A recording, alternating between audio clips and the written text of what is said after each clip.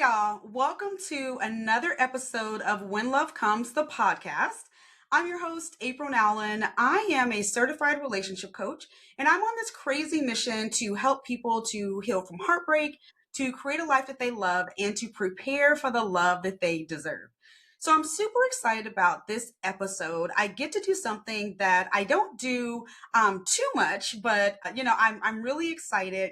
So I'm a part of something called Podcastathon.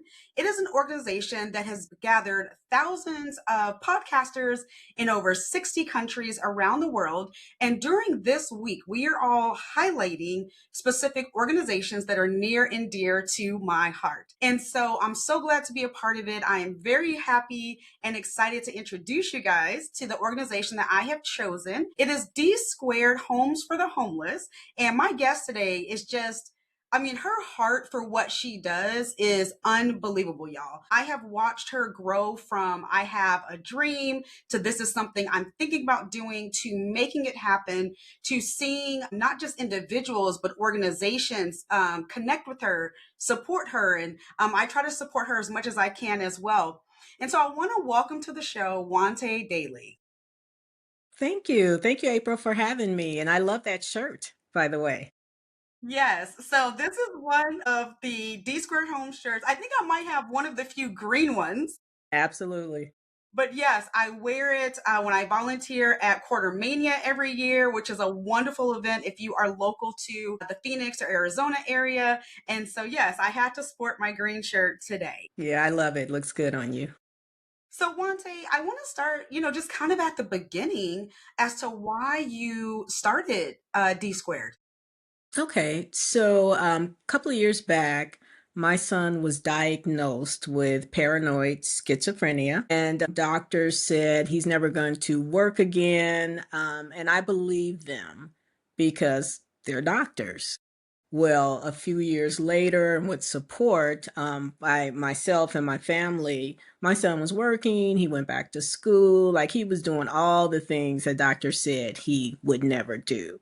So, fast forward 6 years later, he lapsed into homelessness, not because of his mental illness, because he was doing fine, but because of a relationship, just toxic. And so, what ended up happening is he lost his job and he ended up homeless. So that was his first stint of homelessness. When I was trying to get help for him, going through like the city programs, like the answer was always no, and I couldn't figure out why. And so I finally learned that you have to be homeless for a certain period of time before you can get help. So I decided that because the SMI, which is serious mental illness, because this population does not receive the help they need after they become independent, I wanted to start a nonprofit, especially because my son was turned down, including by nonprofits that would assist the working SMI population when they had a temporary setback. So that's the initial reason I started D Squared. There's just not enough support. And then added on programs like hygiene from my son's experience living in the park. So he lived in Kiwanis Park for a year. So that's when we added the hygiene bag, just learning that so many people become homeless, just like my son's situation. Temporary setback had nothing to do with mental illness, drugs, but a lot of people worked from the park. So I felt like giving them dignity in a bag, which is our hygiene program. It's just the right thing to do. Yeah. Yeah, I love just your heart to help. And it went beyond someone should do something, right? Yes. It went to I'm going to do something. His story is so near and dear to me for two reasons. One, as someone who has been through three failed marriages and coach people coming out of unhealthy relationships, I know how that can affect someone, right? Mm-hmm. And then the second thing, growing up with one of my parents being an addict, living in poverty, living in a season where there were several times where we didn't have running water, food, and electricity at the same time for long. It was kind of you got two out of the three. Mm-hmm. And then I remember summers in middle school that I would, at least in St. Louis, they would have these churches that in the basement of the church, if you could not afford food or Mhm. you were unhoused, you could go get, meals. And so as a child, I would go there with my mother because we didn't have food. And Mm. so I thank God that I haven't fully experienced homelessness, but I can tell you it is something that's near and dear to my heart just because of, the things that I have experienced growing up. And so I want to talk about kind of starting the organization, right? We see what you're doing now, and we'll get into the Mhm. different programs and things like that. I'm an entrepreneur. I know what it's like to have a dream and start. What did starting actually look like for you?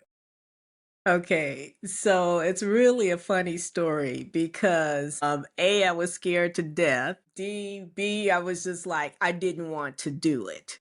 But going back to what you said about like just taking action, I remember waking up one day and realizing that I can complain all I want to, but nobody's helping my son. My son was still homeless and living in that park. So I had to do something.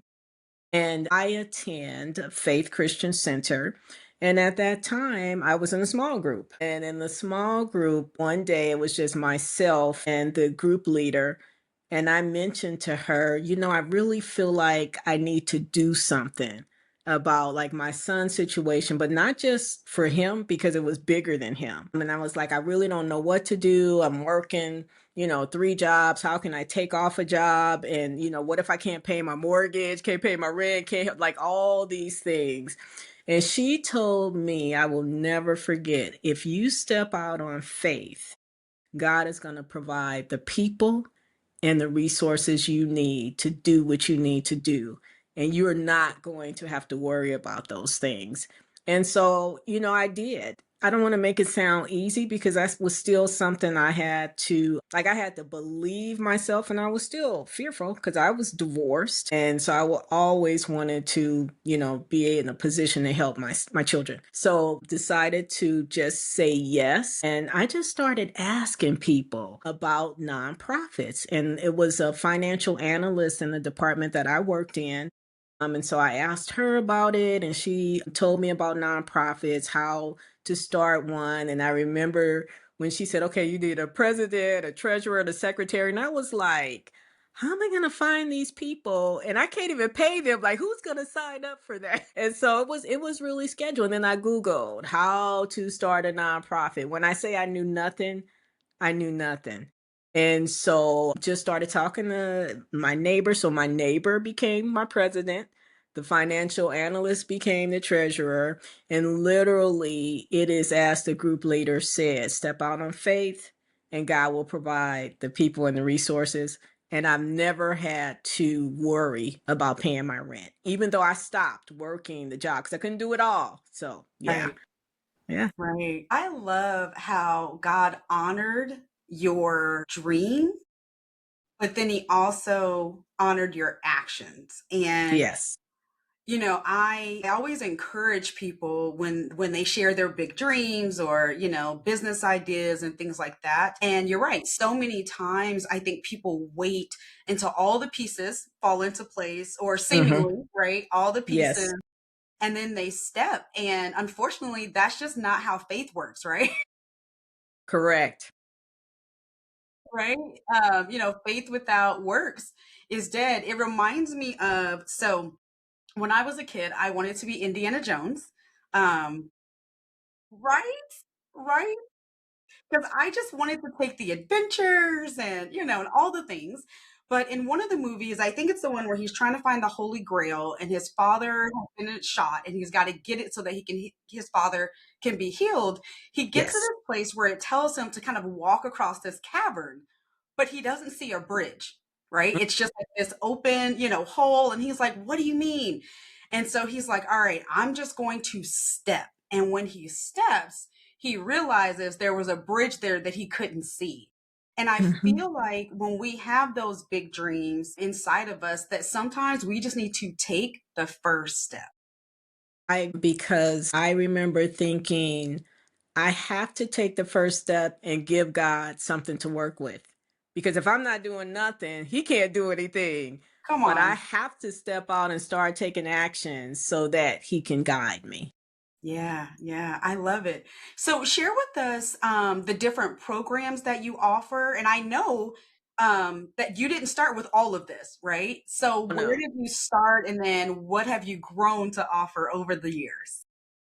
So I really started with a hygiene program for youth. When I started D Squared, I wanted to do housing. I wanted to help with rent, but we didn't have any money, so you can't really start anything. We don't have any money. Right.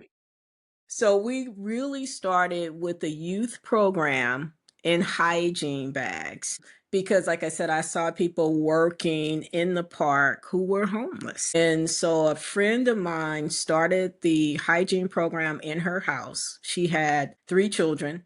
And so they got some of their schoolmates together. They started filling the hygiene bags. And I also was thinking, well, I wasn't going to go into debt over this program because I had worked 3 jobs for 7 years to get out of debt. And so that was one of the things. If I can't pay for something with cash in this nonprofit, then I couldn't do it. So trying to figure out what to do, I decided we have these hygiene bags. And so I decided to post on Facebook. Actually, no, my friend posted on Facebook a photo of the bag and she asked people to help her fill it. So she wanted to fill like 20 bags. And so it was actually her idea. Posted it. And then people started filling the bags because it's like it had to be cost effective. And it wasn't even a plan to continue, but it grew. And so then other people started wanting to do it. And then by me working at a hospital, I was pretty much well known. And so people like at my job started picking up the bag. So I would give them the bag.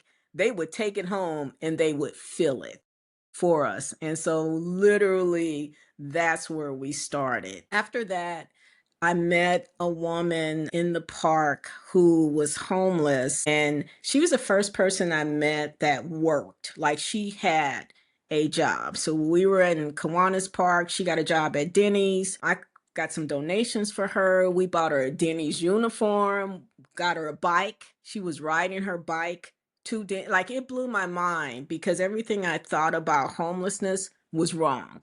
Right? Like so many people, I thought, you have to have a mental illness or you have some addiction, and that's the cause of homelessness. But I learned that it's really not. And you don't know that until you're talking to people and asking questions. So she was saving her money, and what I learned from her situation is she was living at poverty level. So she didn't make enough money to pay a down payment to get into an apartment. And she actually died in that park. And that was like, I was so upset about that because here I've met this wonderful person and she's working, she's doing all the things that we don't think people do.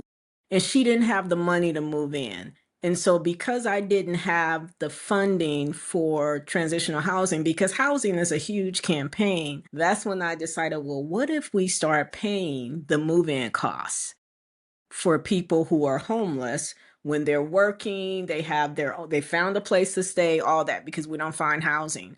And so I decided to start the program where we would help with move-in costs. So that's our GAP program because we're filling in those gaps. If you're living at poverty level, you can't save enough money to move in and pay your rent. And so her name was Izzy, and that's the reason I added that. I will never, ever forget her because I was so upset. And so the hygiene bag program, it started with youth and then it just grew. So now, like all these years later, it's community. Like the community comes, they help fill the bags in the park. One of the things I love about our programs is that usually when you are volunteering in the community, you have to be over 16. And so if you have children over 16 and under 16, you can't serve as a family. So Okay. the thing about being a nonprofit is no matter what the age is, the whole family, generations can come and serve together. And they do. Like we've had some as little as 3 with their little bag and like dropping things in the, and the mom and the grandmother, the grandfather. So hygiene bag program, and then we have a program called the PLARN program, and PLARN is just plastic yarn. We make sleeping mats from plastic bags for those experiencing homelessness. Another thing that was not my idea. I had a nurse on my team, and she went to a home of her patient, and it was like this mat there, and it was like made out of plastic bags. And Yeah. when she saw it, she thought it was like a really cool idea. And so she brought one to my house. I loved it. I thought our teens would be interested, in it, and they could care less. It was like I could hear cricket sounds. They didn't want anything to do with the plastic bags. It was just but it was such a cool idea. I just posted on Facebook and said, "Who wants to help us make sleeping mats for the homeless community?" And so it was all adults. And so now we've been doing it for about 5 years now. We make sleeping mats for the homeless. Yeah. Wow. I wanted you to share that because I think that sometimes we think that if we don't have, whether it's, large amounts of money to donate to a place that, we can't make a difference. But I wanted you to share all those things that you're doing. And I'm glad that you shared just some of the simple ways that people, coming out to volunteering. And those plastic bags, I mean, we have a ton of those, right? And let's do something with them. And I remember the first time I saw that and I was like, what? You're making what out of what? And they're But comfortable. Right? Genius idea. But I love that. So if you guys are listening, you're local to the Arizona, Phoenix area. Here's the thing. There are so many ways for you to get involved. So you may feel like Wante said, I've got little kids. And I remember when my daughter was younger, there were programs we couldn't volunteer at because you had to be a certain age and things like that. Hmm. And so Yep. listen, if you guys have a family and you want your kids to be involved in something meaningful, please connected with D Squared Homes for the Homeless. So I want to talk a little bit about, you mentioned Izzy, and I want to talk just if you can share with us just and I hate to put it this way, but what some of those maybe success stories look like, or, some of the people that you guys have been able to serve and to help. So, as of today, we have prevented homelessness for 429 people, and I'm really excited about that. The last two were from a reentry program. And so they had gotten out of prison, they were felons. And so, one of the things that I've learned about felons, because my son was a felon, had drugs on him because of the mental illness when he was 20, and that felony will follow you for the rest of your life. He couldn't get an apartment, so I had to sign for the apartment. You can't really get a good job. It's like life is over. So I partnered with an organization who connected me with the reentry. And so the hard part is finding the job that will hire you. And then these two individuals, and this was just recently in November, so it's right before Thanksgiving. Both of them, one was a single father, and then another was a single mom who was pregnant. So, and they were not together, just two separate lives. Both got jobs, getting paid, all of that. So, we were able to pay their move in costs for them. But the exciting part is we also had a part in furnishing their apartments. Reached out on Facebook, and literally both of their apartments were furnished. Because if you think about it, it's great. We can pay the rent, but that's not what my nonprofit does. We don't have the resources to furnish. We don't, I Yeah. mean, we don't have that type of support system, but both of them, their homes were furnished because of D Squared supporters. And it was amazing because it was Thanksgiving. So I was like, what a way. And then the other exciting thing is I'm in another board, and it was a magazine contest. And so you could nominate people that, you felt, and it was for the city of Tempe, nominate people for them to get help. So I wrote in for the young man so that he could, get some additional resources. For some reason, I thought it was $500. I don't know where I got that from. I think Yeah. that really was what it is, but he called me and he not only won, but they sent him a check for Wow. $3,000. Okay. Now, here's the best story.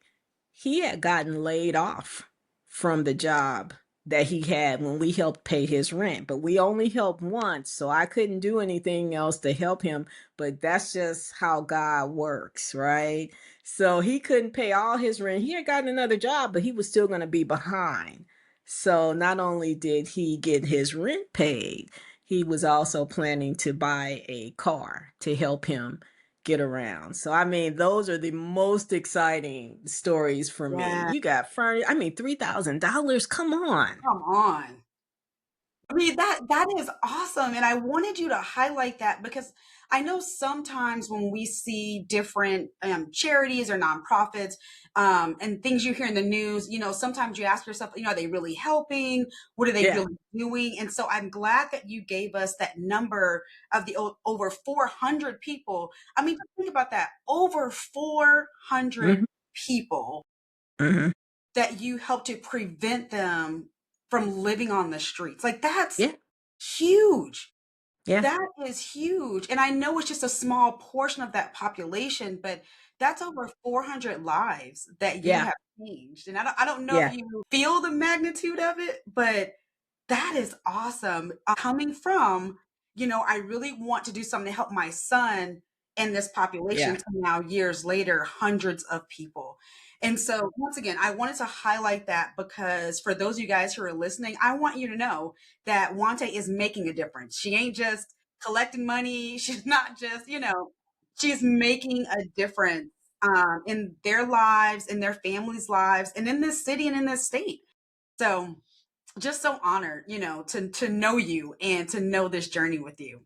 And one of the things I'm just going to mention, because I don't know if you remember, but last year at the Quartermania, I had the domestic violence person that we Yeah, helped. She spoke. And we did that intentionally because sometimes people do wonder where the money's going. And so she came and she spoke and she talked about how we helped her. And that was a big deal for me. I've never asked previously because it's anonymous. People don't want yeah. people to know that they need help. But when I asked her, she was like, absolutely, I'll share. So, yeah, that was exciting. Yeah, it was. It was. What she's talking about, I'll have her mention it towards the end, is an opportunity that she has for people to donate items, their time. And we have a lot of fun with quarters. So we'll Yeah. talk about that. I have the pleasure of donating my time every year, and I love it, y'all. Like I look every year, like right after, I'm like, what's the date next year, so I can put it on my calendar, so I don't miss it. But it is just a wonderful event here in the Phoenix area. So I want to talk about just you and what are some of the challenges you have faced just doing this work, right? Because so we're talking now, years later, you've been on this journey, you've got people and organizations who support you and all those things, but it didn't start like that. And so, what are some of the challenges you faced as you were just kind of getting this started and maybe even today? So I think the biggest challenge was finding the people. So even though God brought those people, you gotta keep in mind that these people are working for free. And while my volunteers do work for free, sometimes things happen in their personal life. And so the first thing they need to do is stop serving when it's something serious is happening. And so I have lost board members because things have happened in their personal life. So that's one of the challenges. And then finances. We are a nonprofit. When I started this nonprofit, I thought, okay, well, I'm gonna like just start a nonprofit and there'll be this money coming in from everywhere, right? Because it's a tax write-off. Doesn't matter that it's a tax write-off. People are just, not always willing to give, which is why I switched from transitional housing, the thought of that, to preventing the homelessness so I can make that immediate impact. So that, and then, I've worked the entire time since I started this nonprofit. I've worked two different jobs. And so it's a lot to, build an organization, work two jobs, have programs. And so I think the working is the hard part while you're also trying to serve people. Because one of the things I noticed is in the world where you want to give and serve, that's where you make the least amount of money is helping others, which is Yes. kind of weird to me. Yes, it is. Yes, yes, it is. I know this from experience. But I love that that didn't stop you. And y'all, let me say this: I have known Wante long enough where when I say this is this woman's passion, this is the hardest working woman I know, y'all. So she's not even joking about having multiple jobs and pouring into this organization. Yeah. And it's not. I want to say this: people, not just the people that you serve, but the people that volunteer with you have been changed by the organization. I had Yes. someone in my circle who was going through kind of a difficult period in her life. And I said, you know what? I've got this great organization for you to volunteer with. And she said, all right, I'm like, give it a try. And I remember talking to her months later. And I mean, she had just lit up and she was just on fire. And I'm like, what's going on with you? And she's like, I volunteer now and I'm getting to know some great people and Wante is amazing.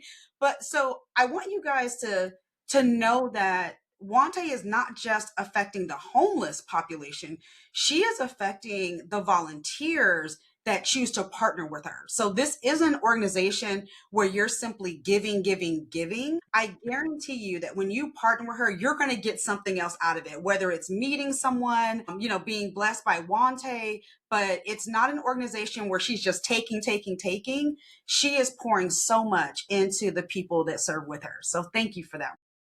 Absolutely. And thanks for referring that volunteer because she is amazing. Yeah, I love her. I love her. So, a little bit earlier, you talked about how, and I think we've all had these misconceptions about the homeless population, how you end up homeless. So, what are some of the things that you've learned and would good Lord would want us to know that maybe those myths or misconceptions about the homeless population? I really feel, well, I don't want to say feel because I've been there, just learning through my son's experience. I used to see people standing on the corner with their signs and, need money, need food, whatever. And I used to think, well, if you would just get a job, then you wouldn't need to have that sign, So the myth, the main one is that people that are homeless got that way because of mental illness or drug use. Time and time again, I've met people where they lost their job, couldn't pay their rent for whatever reason. And even now, over the last like 3 years since COVID, rent jumped $700. So now you are like really just everybody, to most people, I would say, are one crisis Yeah, away from homelessness. I mean, because, okay, so in December, it's Christmas time and something happened to my car and I had to pay 927 for this little tiny piece, and all that. I mean, think about that. That would stop somebody from yeah, paying rent.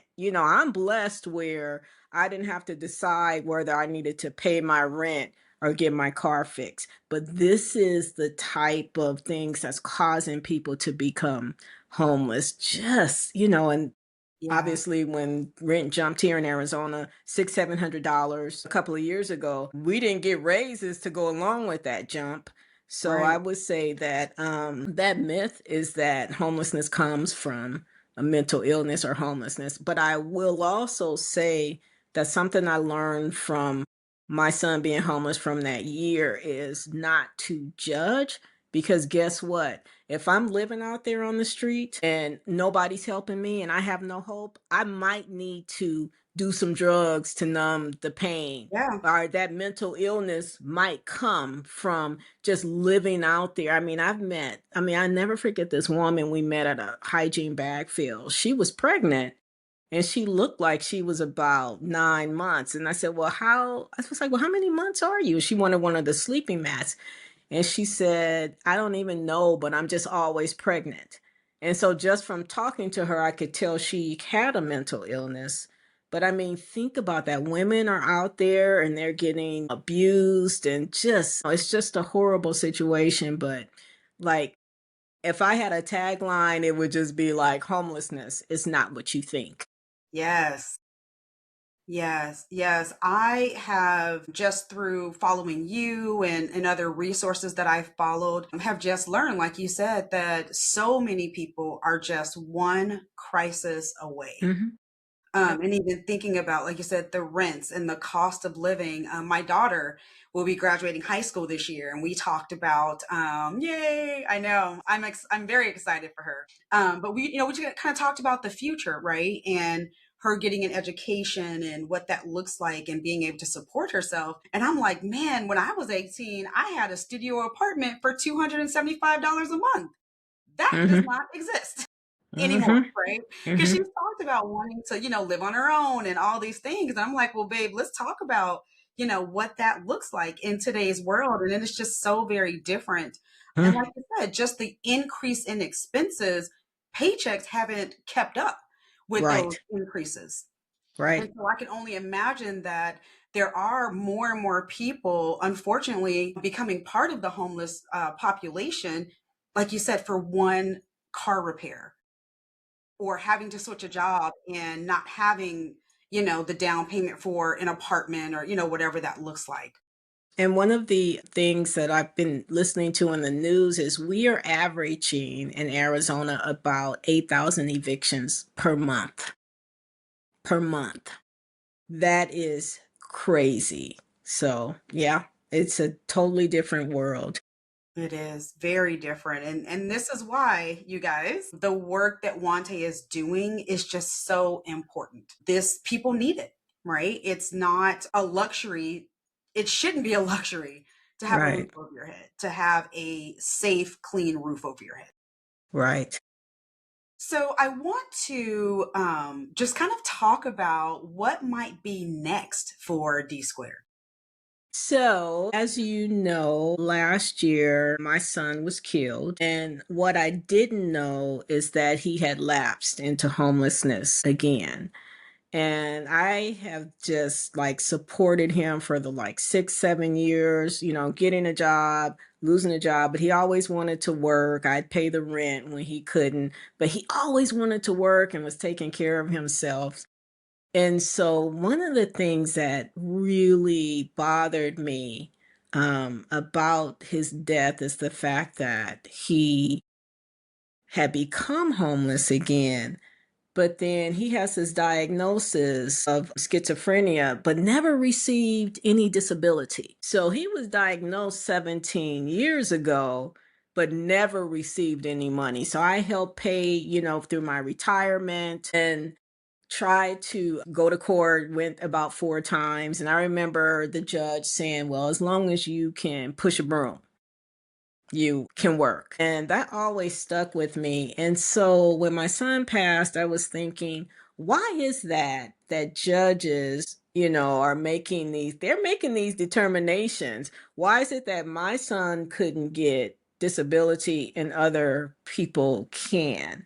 And then I also thought back to when he was in court for child support, how he wanted to take care of his child, but he was homeless because of the woman. And I remember her just lying in court, about my son, and the judge just jumping over him and not even knowing his situation, which is one of the reasons when I started this nonprofit, I wanted to support men because men are the head of the household. And when I started like touring nonprofits, in the beginning, I found that there's a lot of programs for women, but Yes. there's not a lot for men. So when my son passed, I was in this program called Civic in the city of Chandler. And through this program, I learned about all the different departments that run the city. And the last department we visited was the court system.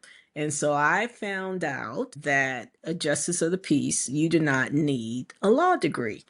So, although I have a bachelor's degree in criminal justice, I didn't go on to get the law degree because I was a single mom and I just couldn't do it all. Yeah. So, I decided that I want to run for office because I want to touch these lives individually. Judges have a lot of power. And so D Square will continue helping with the rent because it's important.